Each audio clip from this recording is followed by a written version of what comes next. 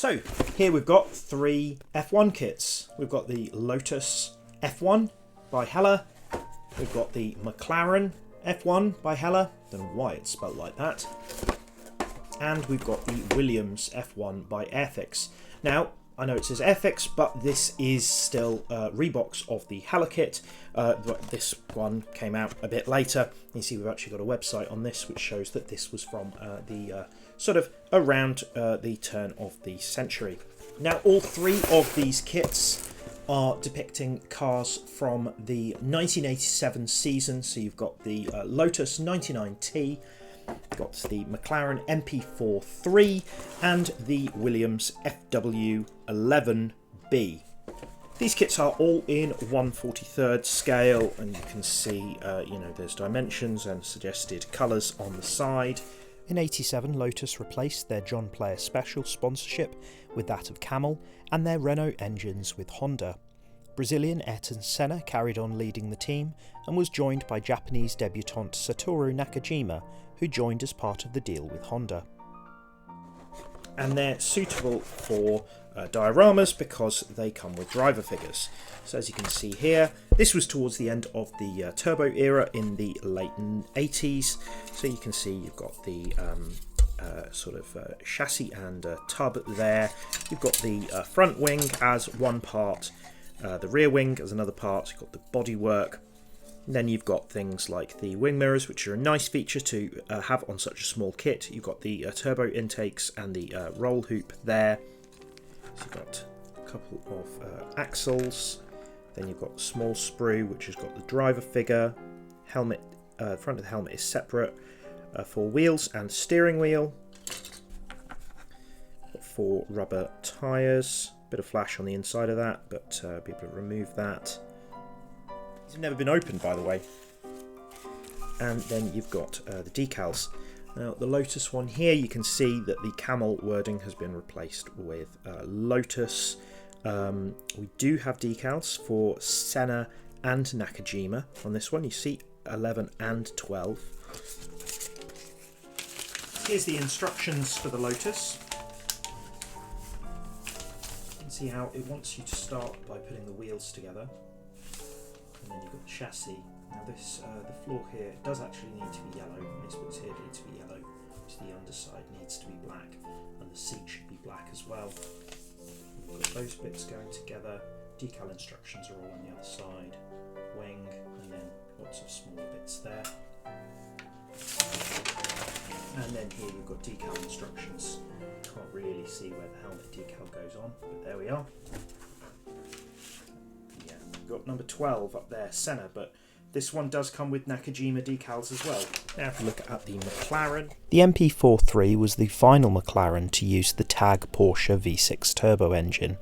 Alain Prost was unable to make it 3 titles in a row, although did win 3 races as the season progressed. Teammate Stefan Johansson was able to pick up a few podiums, and the team got second in the Constructors' Championship. So yeah, there's the decals on top, so you wouldn't necessarily need to paint this one with the fluorescent red. So we've got the bodywork there. This part had actually been removed from the sprue, so you can see you've got the floor there, rear wing, and the front wing has actually fallen off as well. This one comes with a little visor at the front of the cockpit. Fits on there.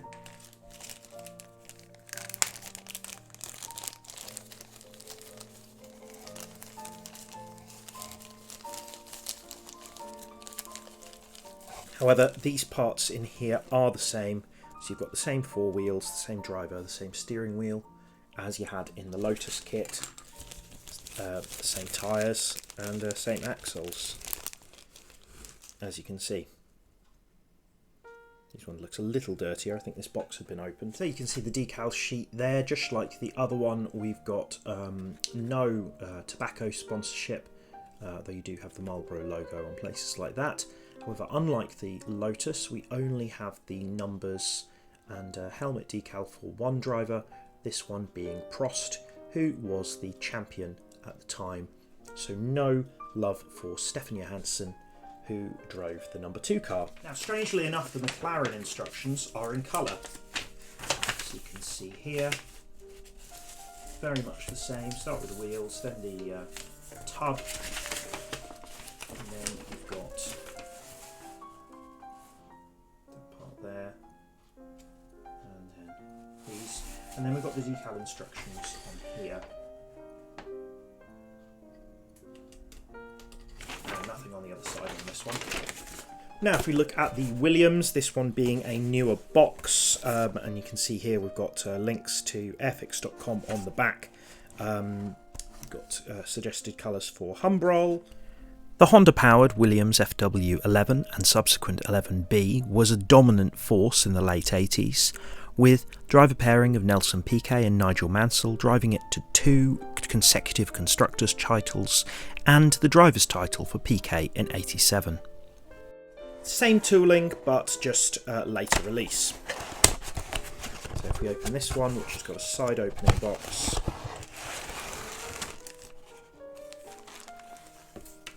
so you can see just like the other ones, you've got the bodywork here. This one slightly different because you've got little pinholes for those air intakes and some moulded details, much more pointier nose. I wonder whether because this one was moulded a little bit later, we've got a lot more flash on, for instance, the rear wing and the front wing. Yeah, so a little bit more cleanup on this one compared to the other versions. Yeah, just like before, we've got exactly the same wheels, exactly the same driver figure and the same steering wheel.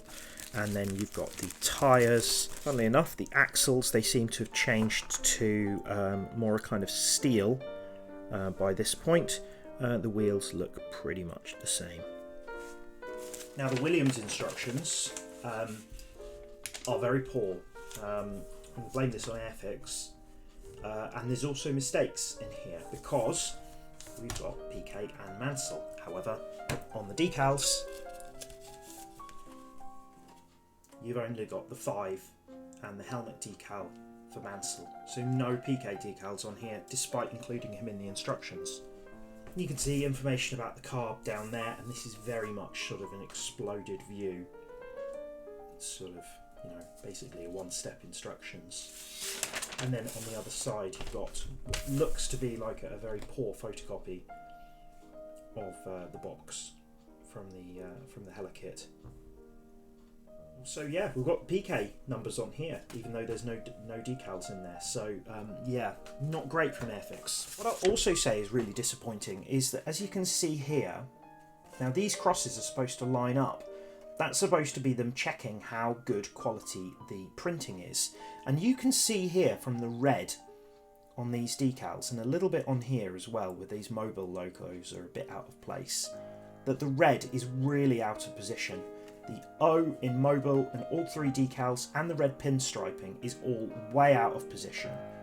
And yeah, you've got the same on the pinstriping on the nose, you've only got it on one side. I don't know whether these were printed by Airfix or by Heller. They're slightly different to the other decals, but despite this being the newest version of the kit, these are easily the worst decals in all 3 versions of the car, which is really disappointing. So let me know down below which of these you'd like to see me build the most. I know that Heller also did a 1/43rd version of the Benetton and Ferrari from the 87 season, so maybe I should look out for those as well. Tell me which of these you want to see me build the most. Have you built any? Do you have any tips? Thanks a lot for watching. Leave a comment down below, like, share and subscribe. Click all the things. I'll see you soon.